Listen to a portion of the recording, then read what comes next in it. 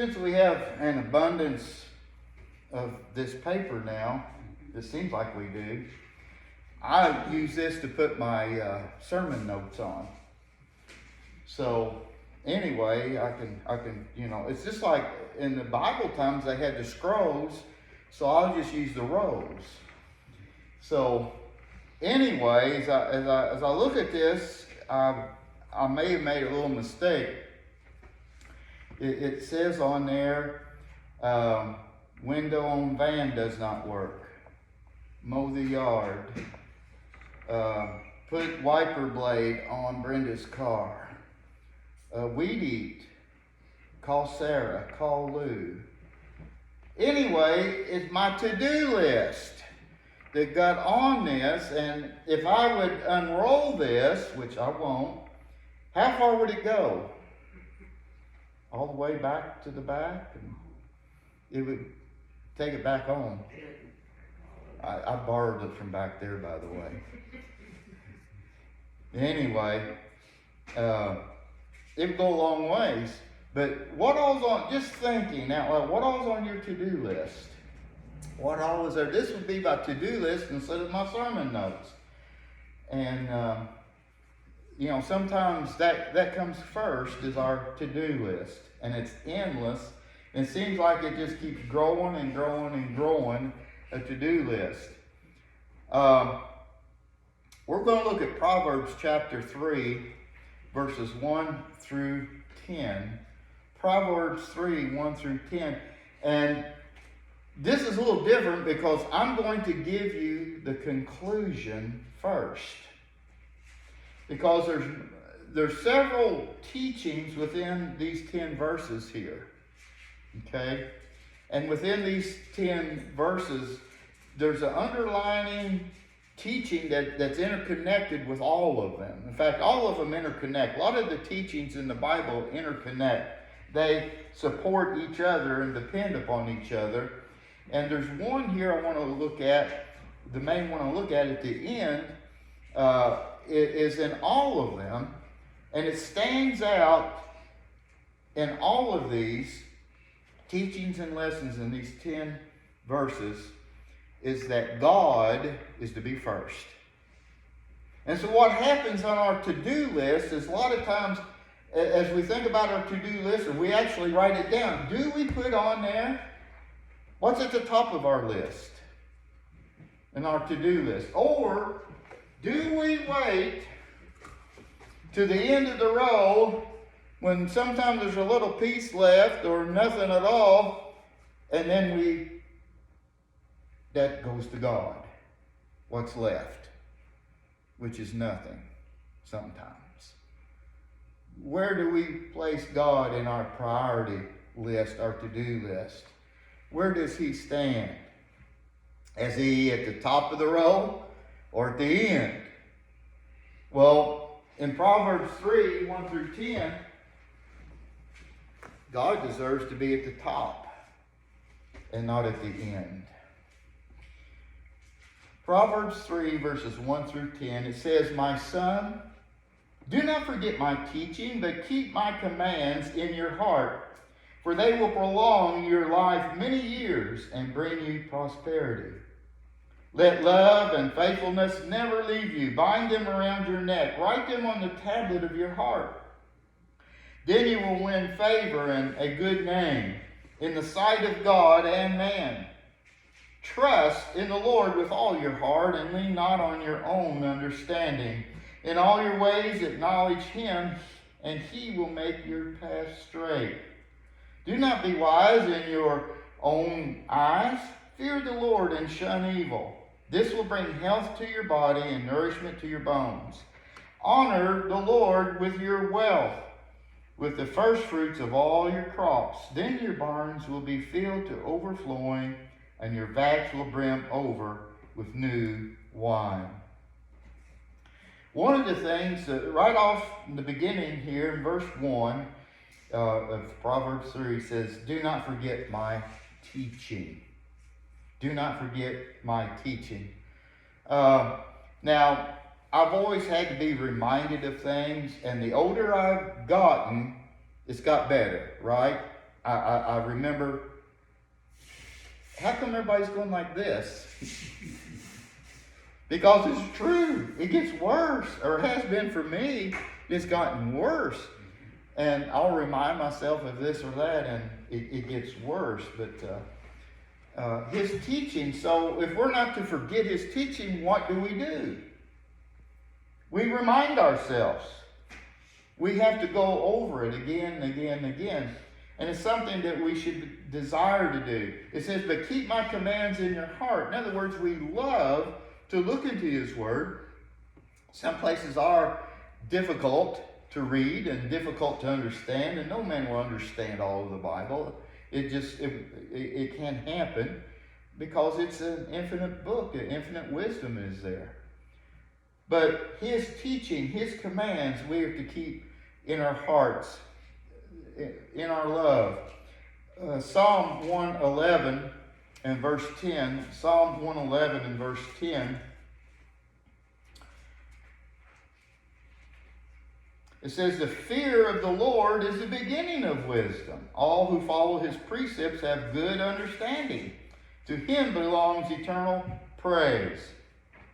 So the beginning of wisdom is to fear God, to have a reverent, awesome respect and fear for him. That's the start of it.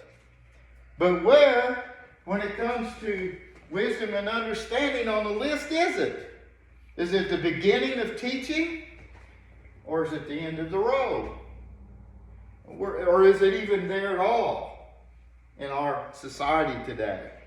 When actually it should be at the beginning. That's where real wisdom is. And keeping it in our hearts, Deuteronomy 6, 4 through 8. Deuteronomy 6. Now you probably think I would be going to Mark chapter 12 and verse 30, but let's go to Deuteronomy 6, and it's verses 4 through 8.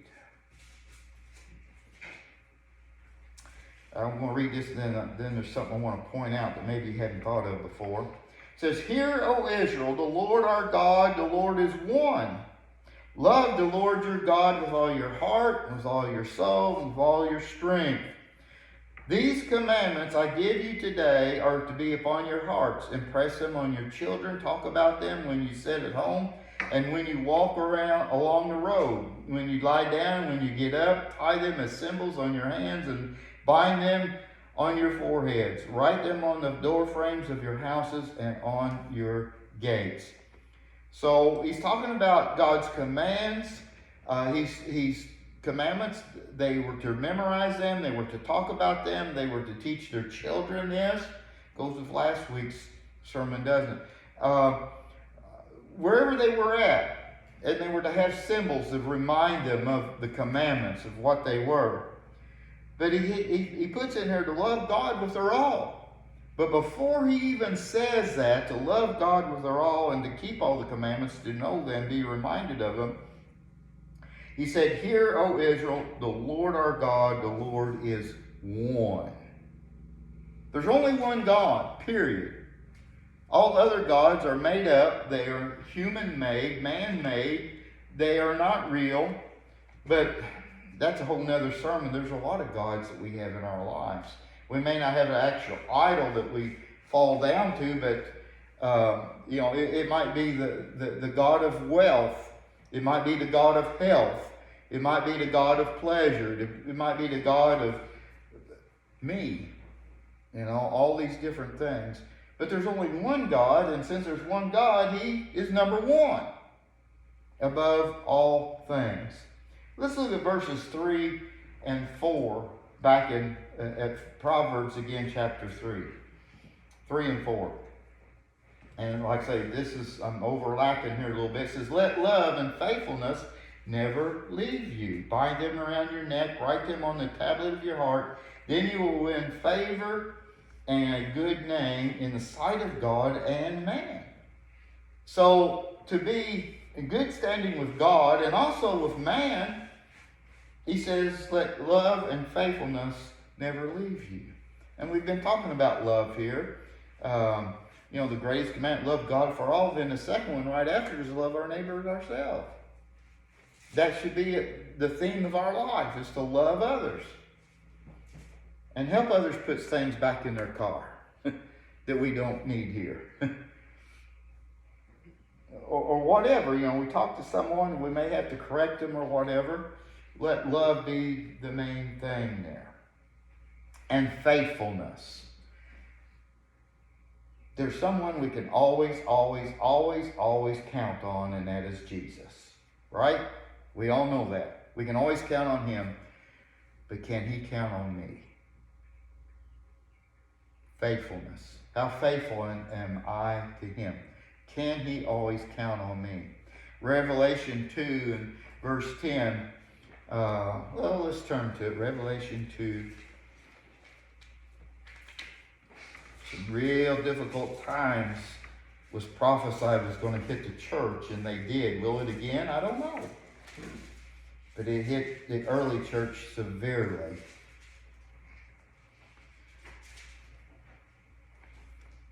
Revelation 2 and verse 10 says, do not be afraid of what you are about to suffer. I tell you, the devil will put some of you in prison to test you, and you will suffer persecution for 10 days. In other words, it's going to be full power of persecution against them. It says, be faithful even to the point of death, and I will give you the crown of life. Be faithful. Be faithful to the very, very, very, very end, no matter what. No matter what. And you'll receive the crown of eternal life. Let's look at 5 through 8 again. Proverbs chapter 3. It says, trust in the Lord with all your heart and lean not on your own understanding. In all your ways acknowledge him, and he will make your path straight. Do not be wise in your own eyes. Fear the Lord and shun evil. This will bring health to your body and nourishment to your bones. Trust in God with all your heart. That means we submit to him and his will. We put it in his hands. James 4, verses 7 and 8. James, and I'm going to read a couple of verses from James. 3 actually, but James 4, first of all, 7 through 8.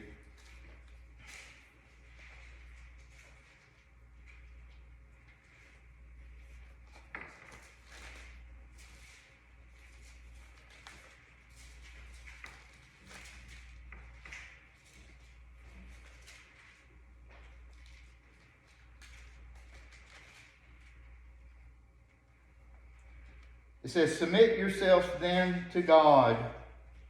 Resist the devil, and he will flee from you. Come near to God, and he will come near to you. Wash your hands, you sinners, and purify your hearts, you double-minded.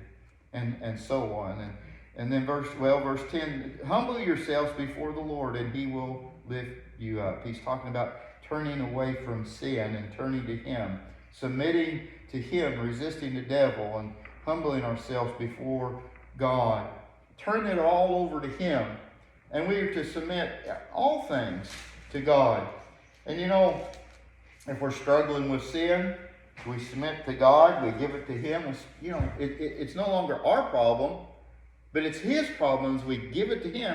Let him work it out. If we have struggles in this life, we submit them to him. And it's not my problem now. It's his, as we put it in his hands. Whether it be an illness, sin, a challenge of any kind, whatever it is, our aches and pains, let's give it to him. And now it's his problem. He'll have to figure it out. He'll have to work it out. We endure it as he handles it for us. Submit to him. Trust in the Lord. Trust in him. It says with all your heart. So there's love that is connected with that. And it says, let's not trust our own understanding, lean on our own understanding. James chapter 4, verses 13 through 16. Going back to James again. Chapter 4, it's on the next page here in my Bible. Starting in verse 13, it says, "Now listen, you who say today or tomorrow we will get this, or go to this or that city, spend a year there, carry on business, and make money. Well, you don't even know what will happen tomorrow. What is your life? You are a mist that appears for a little while and then vanishes. Instead, you ought to say, if it is the Lord's will, we will live and do this or that. As it is, you boast and brag. All such boasting is evil. Anyone then who knows the good he ought to do and doesn't do it is sins." Does anybody come up to you and greeting? They say, "What do you know?" And usually you say, "Nothing. Don't know nothing." And then you say, "Well, you're better off probably. Don't know nothing. Don't know nothing." Maybe what to say, "Well, really, I don't know much at all. Don't know nothing, but I know the one who knows everything. I know the one that holds tomorrow. I know the one that knows the answer of all of our problems and everything that we're struggling with now. I know him. I don't know anything, but he knows. He knows." So we submit to him and his understanding and not our own understanding. But sometimes that's the first thing that we look at, what we know. And you've heard it many times, well, there's nothing left that we can do except pray. That should be the first thing we do, is pray. I've tried to figure it out. I don't know what to do. I don't know what we're going to do here, so we'll just have to pray about it now. Well, we should have been praying all along, at the very beginning of it. Verses 9 and 10, Proverbs 3. "Honor the Lord with your wealth, with the first fruits of all your crops. Then your barns will be filled to overflowing, and your vats will brim over with new wine." Let's look at James again, 1 and verse 18, real quickly. James 1, verse 18. "He chose to give us birth through the word of truth, that we might be a kind of first fruits of all he created." This verse tells us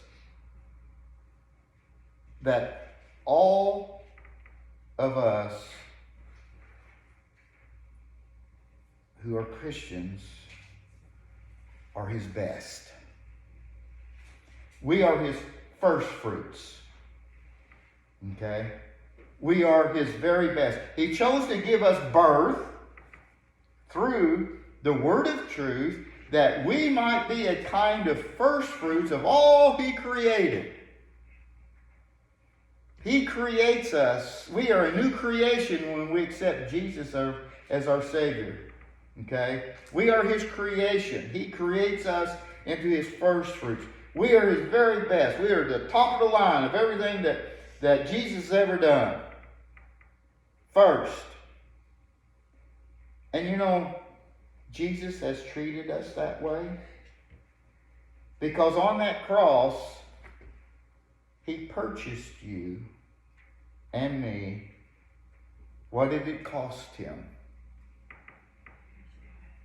Everything. He emptied himself upon that cross. He gave his total all, everything, to purchase you. So what does he deserve from you? What does he deserve from me?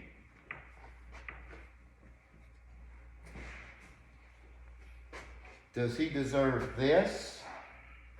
The very end of our priority list? Or does he deserve to be at the top of the roll? You know the answer. I know the answer. Let's strive to make it happen. Let's strive for it to be in your life and my life that he is first. And all these verses point to him being first in our lives. The Bible tells us to believe in Jesus as the Son of the living God, The Bible tells us to repent of our sin, confess our belief before others. The Bible tells us to be baptized for the forgiveness of our sin, the gift of the Holy Spirit. The Bible tells us, be faithful. Be faithful.